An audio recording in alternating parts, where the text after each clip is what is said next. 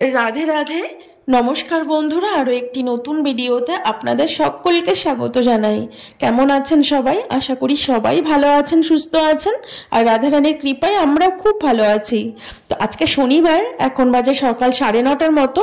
তো আজকে খুব সকাল সকালে ঘুম থেকে উঠেছিলাম। ঘুম থেকে উঠে স্নান সেরে, আমার মন্ত্রস্মরণ সেরে, আমার গোপীনাথের সেবা পুজো সব কিছু কমপ্লিট করে তারপরে সকালে গোপীনাথকে বাল্যভোগ লাগিয়ে দুজনে রেডি হয়ে দুজনে 2 কাপ চা আর বিস্কুট খেয়ে বাড়ি থেকে বেরিয়ে পড়েছি। তো আমরা এখন যাচ্ছি বৃন্দাবনে। তো আমাদের বৃন্দাবন যেতে গেলে আমাদের বাড়ি থেকে বেরিয়ে আমাদের প্রথমে বৃন্দাবন রোডে আসতে হয়। তো বৃন্দাবন রোড থেকেই কিন্তু আমাদেরকে বাস ধরতে হয়। আর আমরা বৃন্দাবনে যাই, বর্ষানায় যাই, যেখানে যাই না কেন আমরা কিন্তু এই বাসে করেই যাই। আর এই বাসগুলো খুব সুন্দর, এগুলো কিন্তু আমাদের বৃন্দাবনের সরকারি বাস।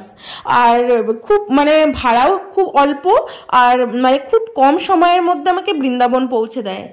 তো যাই হোক, আমরা কোথাও দর্শনে যাওয়ার থাকলে না, সেদিন খুব ভোরবেলা ঘুম থেকে উঠে পড়ি। আর ঘুম থেকে উঠে প্রথমে আমার গোপীনাথের সেবা আমাকে করতেই হয়, কারণ আমি গোপীনাথের সেবা ছেড়ে আমি কোথাও বাড়ি থেকে বের হই না। তো প্রথমে সকালবেলা আমার গোপীনাথের স্নান শৃঙ্গার পুজো সব কিছু কমপ্লিট করে সকালে গোপীনাথের বাল্যভোগ লাগিয়ে তবে আমি বাড়ি থেকে বের হই। তার আগে কিন্তু আমি বাড়ি থেকে বের হই না। তো যাই হোক, তো বাড়ি থেকে বেরিয়ে প্রথমে আমাদেরকে বৃন্দাবন রোডে আসতে হয়। আর বৃন্দাবন রোডে বলতে গেলে আমাদের রাধাকুণ্ডের বাস স্ট্যান্ড, বৃন্দাবন রোড থেকেই সমস্ত জায়গার গাড়ি পাওয়া যায়, বাস পাওয়া যায়। আর বর্ষানা যেতে গেলে, মথুরায় যেতে গেলে, যেখানেই যাও না কেন এই বৃন্দাবন রোডে এসে বাস ধরলেই তুমি সব জায়গায় যেতে পারবে। তো যাই হোক, তো আমরা বৃন্দাবনে পৌঁছে গেছি। তো বৃন্দাবনে পৌঁছে আমরা প্রথমে এখন যাচ্ছি হচ্ছে বৃন্দাবনের ইস্কন মন্দিরে। তো তোমরা যদি বৃন্দাবন ধামে দর্শনে আসো তো প্রথমে বৃন্দাবনের ইস্কন মন্দির কিন্তু অবশ্যই দর্শন করবে। খুব সুন্দর একটা মন্দির, হয়তো নবদ্বীপে মায়াপুরের মতো এত বড় মন্দির নয়, কিন্তু খুব সুন্দর দর্শনীয় একটি মন্দির। তো যাই হোক, তো মন্দিরের ভিতর এসে গেছি। তো মন্দিরের ভিতর এসে প্রথমে আমাদেরকে জুতো খুলতে হয়, আর এইখানেই জুতো রাখতে হয়। যে বক্সগুলো দেখতে পাচ্ছ, এই বক্সের ভিতরেই জুতো খুলে রাখতে হয়, নয়তো জুতো কিন্তু হারিয়ে যেতে পারে। তো যে প্রভুজির সাথে কথা বলছিলাম, ইনি এই জুতোর এখানে পাহারা দেন। ইনি চাকরি করেন এখানে বলতে গেলে। এনার স্যালারিও কিন্তু অনেক, প্রায় 12,000 টাকার মতো স্যালারি পান শুধু জুতো পাহারা দিয়ে। তো এই প্রভুজি কিন্তু নবদ্বীপের বাঙালি প্রভুজি। তো ইনি এখানে চাকরি করেন, জুতো যে সব ভক্তবৃন্দ এসে জুতো খুলবে সেই জুতোগুলো পাহারা দেন। তারও স্যালারি 12,000 টাকা, ভাবা যায়। তো যাই হোক, তো আমরা জুতো খুলে মন্দিরের ভিতরে চলে এলাম। তো এই হচ্ছেন আমাদের বৃন্দাবনের ইস্কন মন্দির। তো খুব সুন্দর, দর্শনের মতো একটি মন্দির। তো যাই হোক, তো মন্দিরের ভিতরে এসে মন্দির দর্শন করব প্রথমে আমার গোপীনাথকে। আর এই মন্দিরের নাম হচ্ছে কিন্তু কৃষ্ণ বলরাম মন্দির। প্রথমে মহাপ্রভু নিত্যানন্দ প্রভুকে দর্শন করব, তারপরে কৃষ্ণ বলরাম, তারপরে রাধা মাধব। তো সবার প্রথমে যাকে দর্শন করব তিনি হচ্ছেন এই মন্দিরের প্রতিষ্ঠাতা প্রভুপাদ। দেখতেই পাচ্ছ, এই হচ্ছেন প্রভুপাদের সমাধি মন্দির। তো সবেমাত্র শৃঙ্গার আরতি হচ্ছে, এখন প্রায় সকাল 11টার মতো বাজে। তো একবার মঙ্গল আরতি হয় ভোর 4টে, আর এখন হচ্ছে শৃঙ্গার আরতি প্রভুজির। তো দেখতেই পাচ্ছ, এই হচ্ছে প্রভুপাদের সমাধি। তো তোমরা হয়তো যারা প্রভুপাদের জীবনী পড়েছো তারা হয়তো অনেকেই জানো যে প্রভুপাদ কিন্তু বৃন্দাবনেই দেহ রেখেছেন। বৃন্দাবনেই দেহ রেখেছেন, আর এখানেই প্রভুপাদের সমাধি দেওয়া হয়। আর এই সমাধিতেই একটা বড় মন্দির করে দেওয়া হয়েছে। তো এই প্রথমে প্রভুপাদের সমাধি দর্শন করে, প্রভুপাদের সমাধি 4বার পরিক্রমা করে তারপরে আমরা এখন যাচ্ছি মন্দিরের ভিতরে। তো প্রথমে প্রভুপাদের সমাধি এই জন্যই আমরা দর্শন করে নিলাম, কারণ তিনি জগৎগুরু। কারণ গুরু আগে দর্শন করে তারপরে গোবিন্দ দর্শন করব। তো প্রভুপাদ কিন্তু সবারই গুরু। তো যাই হোক, আজকে প্রভুপাদের জন্যই কিন্তু গোটা ওয়ার্ল্ডে, গোটা পৃথিবীতে আমাদের হরিনাম প্রচার হচ্ছে।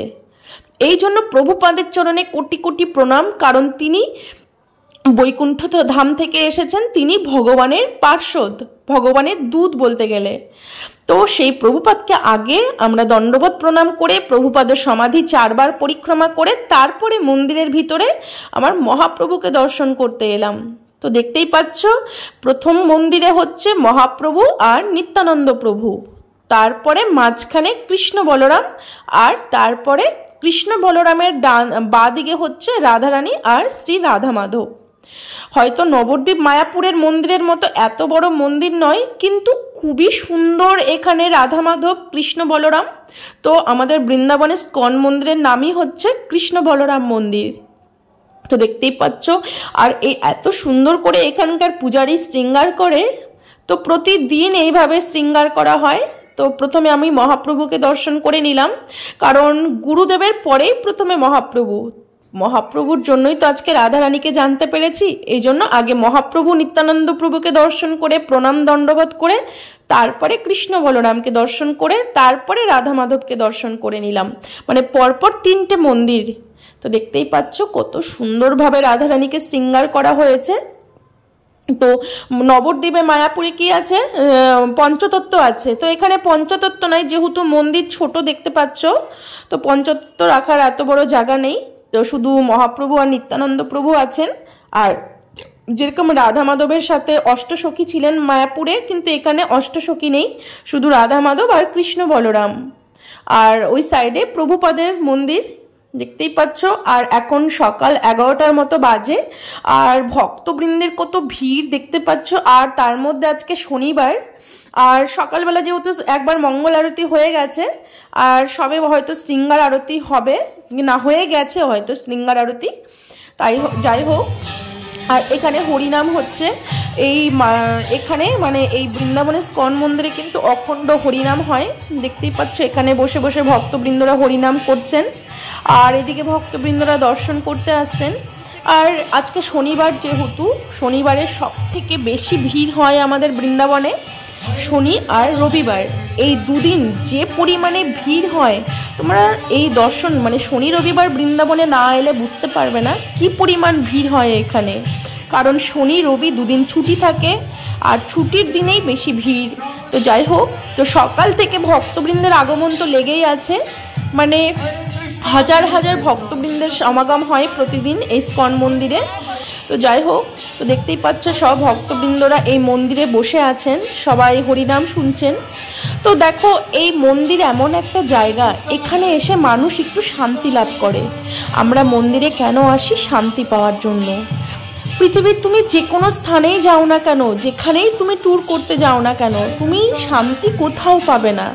একমাত্র রাধারানীর চরণে এসে যে শান্তি লাভ করবে, এই শান্তি কিন্তু কোথাও তোমার মিলবে না। সে তুমি যেখানেই ট্যুরে যাও, পাহাড়েই ট্যুরে যাও আর সমুদ্রেই ট্যুরে যাও, যেখানেই যাও না কেন, তুমি যদি শান্তি লাভ করতে চাও তো তোমাকে বৃন্দাবনের রাধারানীর চরণে আসতে হবে। আর এই বৃন্দাবন ধামে রাধারানীর চরণের যে সুখ শান্তি, এই সুখ শান্তি পৃথিবীর তুমি কোনো কোনায় গেলেও পাবে না। এটা আমাদের অনুভূতির কথা দিয়ে বলছি, এগুলো আমরা অনুভব করেছি, এগুলো একমাত্র ভক্তরাই অনুভব করতে পারবে। যারা বৃন্দাবন ধামকে ভালোবাসো, যারা বৃন্দাবন ধাম বারে বারে দর্শন করতে এসেছো, তারাই বুঝতে পারবে যে বৃন্দাবন ধামে কি শান্তি। এটা সবাই বুঝতে পারবে না। তো যাই হোক, তো আমরা এখন মন্দির দর্শন করে এলাম চরণামৃত নিতে, যেহেতু এখন রাধারানীর আর গোবিন্দের শৃঙ্গার হয়ে গেছে, এবার এমনকি সকালে স্নান করানো হয়ে গেছে, তো চরণামৃত তো নিতে হয়। এই জন্য মন্দিরে চরণামৃত দিচ্ছিল, ওখান থেকে চরণামৃত নিয়ে নিলাম। চরণামৃত নিয়ে এখন আমরা পুরো মন্দিরটাকে পরিক্রমা করব। তো মন্দির পরিক্রমা তো সবার প্রথমে, আর মন্দির পরিক্রমা করলে আমার রাধারানীর পরিক্রমা হয়ে যাচ্ছে, মহাপ্রভুর পরিক্রমা হয়ে যাচ্ছে, প্রভুপাদের পরিক্রমা হয়ে যাচ্ছে, সব পরিক্রমা একসাথে হয়ে যাচ্ছে। তো 4 বার মন্দির পরিক্রমা করব। তো প্রথমে একটা কথা বলে নেই, ভগবানের মন্দির কিন্তু কখনো একবার পরিক্রমা করতে নেই, 2 বার আর নয়তো 4 বার পরিক্রমা করতে হয়। আমরা অনেকে কি করি, একবার পরিক্রমা করে ছেড়ে দিয়ে চলে যাই, কিন্তু এরকম কখনো করবে না। মন্দির সব সময় 4 বার পরিক্রমা করতে হবে। আর প্রভুপাদের সমাধি, কোনো মহাত্মার সমাধিও কিন্তু 4 বার পরিক্রমা করতে হবে। যে কোনো পরিক্রমা তুমি 2 বার করো, নয়তো 4 বার। তো যাই হোক, তো আমরা এখন মন্দির পরিক্রমা করব। তো আর এদিকে সব ভক্তবৃন্দরা দেখো সব মন্দিরে বসে বসে রাধারানীকে দর্শন করছে, প্রভুপাদকে দর্শন করছে আর হরিনাম শ্রবণ করছে। এখানেই সুখ, এখানেই শান্তি। তুমি যাই কিছু করো না কেন, তুমি যতই ধনবান হও, যতই পয়সাওয়ালা ব্যক্তি হও, সে তোমার যতই কিছু থাকুক না কেন, তুমি একমাত্র ভগবানের নামে যে শান্তি পাবে, আর ভগবানের নাম শ্রবণ করে যে শান্তি পাবে, ভগবানের চরণে এসে যে শান্তি পাবে, এই শান্তি তুমি কোথাও পাবে না। এই জন্যই তো আমরা ভক্তরা যারা আছি তারা বারবার ছুটে ছুটে রাধারানীর চরণে আসি, বৃন্দাবন ধাম দর্শনে আসি একটু শান্তি পাওয়ার আশায়।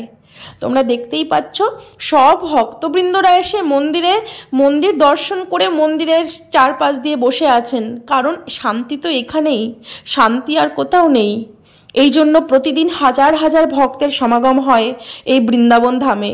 কি জন্য? শান্তি পাওয়ার আশায়, কারণ শান্তি সুখ তো সব রাধারানীর চরণেই আছে। তো যাই হোক, তো আমরা এখন মন্দির দর্শন করছি। তো দেখতেই পাচ্ছ পুরো মন্দিরে সব জায়গায় লেখা আছে no camera, no photo, no video, মানে কোনো রকম ভিডিও করতে পারবে না, ফটো তুলতে পারবে না, কিন্তু এইসব লেখাই আছে, কিন্তু কেউ মানছে না। সবাই ক্যামেরা করছে, ভিডিও করছে, কারণ এত দূর দূর থেকে সব ভক্তবৃন্দরা দর্শন করতে আসছে এই ইস্কন মন্দিরে। সবাই চায় ভগবানের ফটো তুলতে, সবাই চায় মন্দিরের ভিডিও করতে। এই জন্য এখানে শুধু লেখাই আছে, মানে এগুলো কেউ মানছে না, আর এখান থেকেও কিছু বলছে না, সবাই ফটো তুলছে, ভিডিও করছে। তো যাই হোক, তো আমরা এখন মন্দির পরিক্রমা দিচ্ছি। আর দেখতেই পাচ্ছ মন্দির পরিক্রমা দেওয়ার খুব সুন্দর, মানে মন্দিরটাকে গোল করে পরিক্রমা দেওয়ার ব্যবস্থা করাও আছে। আর মন্দিরের গায়ে গায়ে কত চিত্রপট লাগানো আছে, শ্রীকৃষ্ণের চিত্রপট, রাধারানী শ্রীকৃষ্ণ যুগলের চিত্রপট, মানে পুরো মন্দিরটাতে চিত্রপট দিয়ে ঘিরে দেওয়া আছে। তো এই মন্দির পরিক্রমা করলে ভগবানের পরিক্রমা করা হচ্ছে, মহাপ্রভুর পরিক্রমা করা হচ্ছে। তো যাই হোক, আমরা এখন 4টা পরিক্রমা লাগিয়ে দিলাম। লাগানোর পরে এখন আমরা যাব প্রভুপাদের একটা মন্দির আছে ভিতরে, মানে সেখানে বিভিন্ন রকম দেবদেবতার মূর্তি বানিয়ে রাখা হয়েছে। চলো, এই হচ্ছে সেই মন্দির।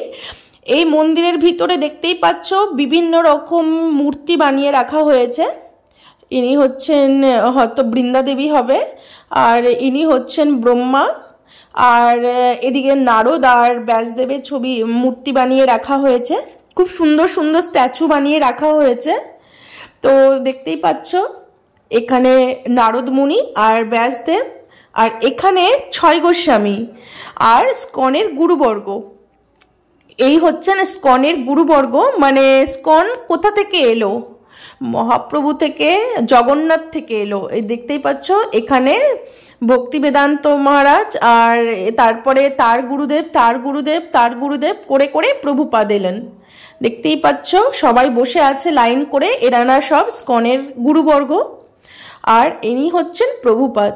তো তোমরা তো সকলেই জানো যে স্কনের প্রতিষ্ঠাতাই হচ্ছেন প্রভুপাদ।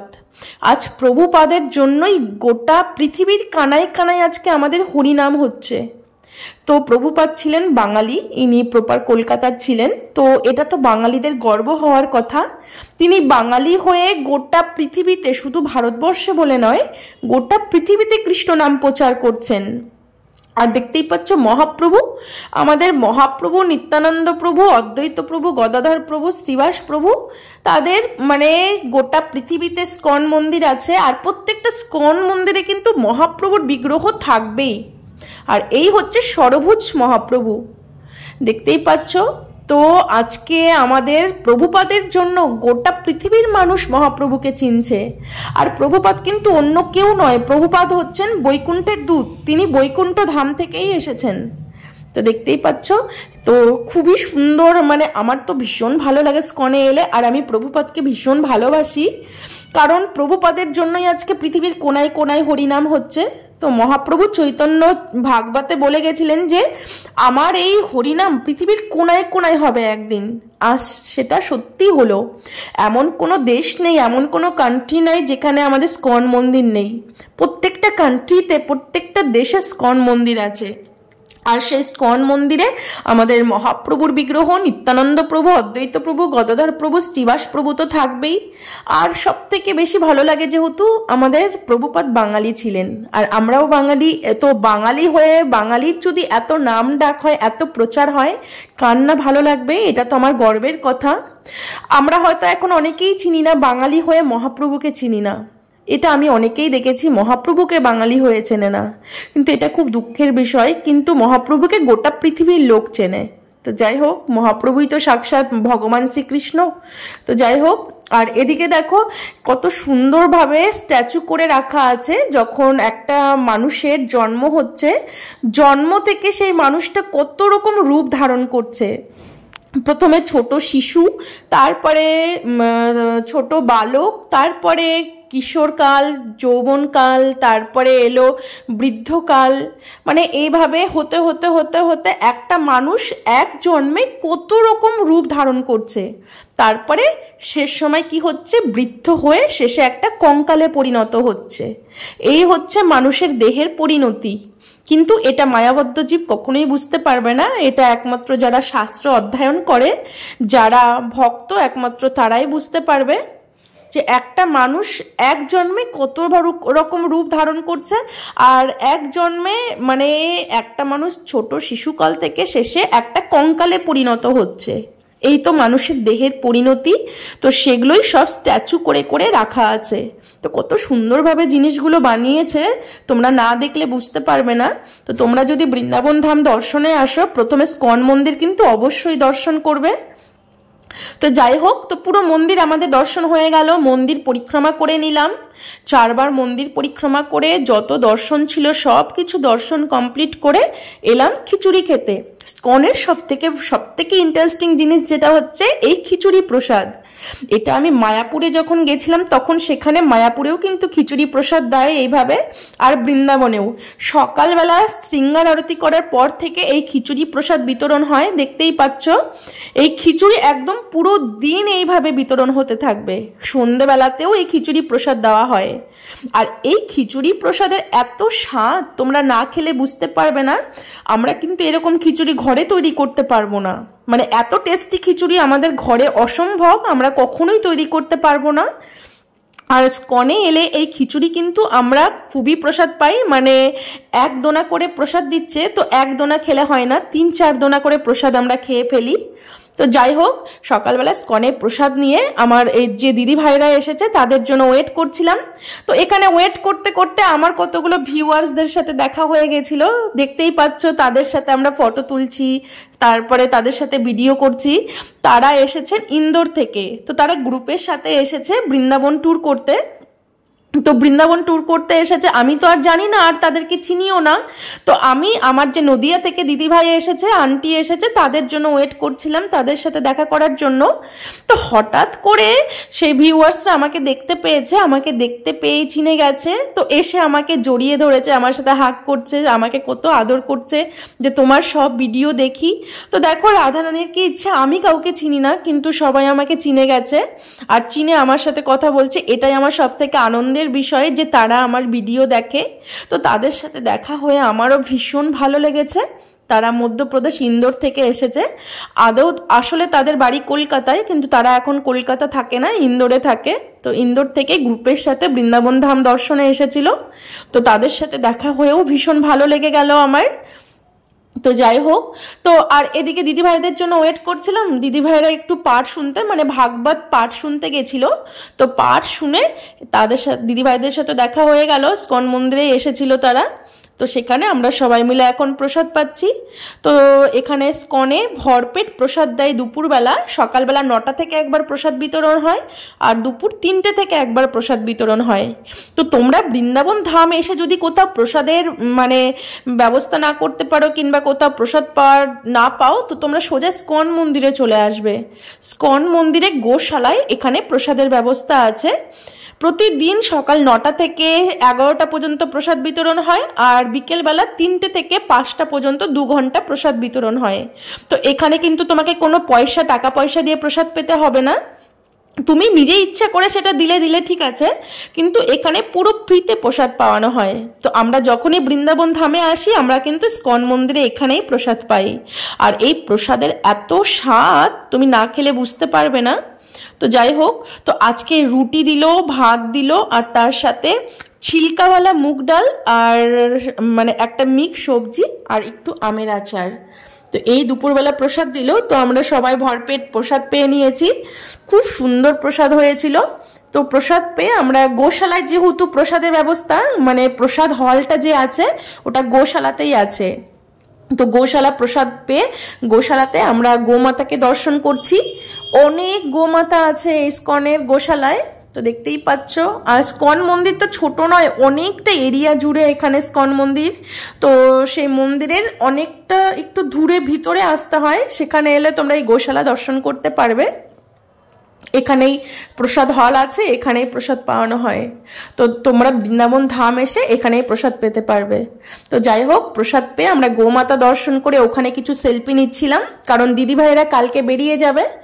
তো যাই হোক, আজকের মতো এখানেই শেষ করছি, আবার দেখা হবে পরের ভিডিওতে। ভিডিওটি ভালো লাগলে অবশ্যই আমার চ্যানেলটি সাবস্ক্রাইব করে আমার পাশে থাকবেন। রাধে রাধে।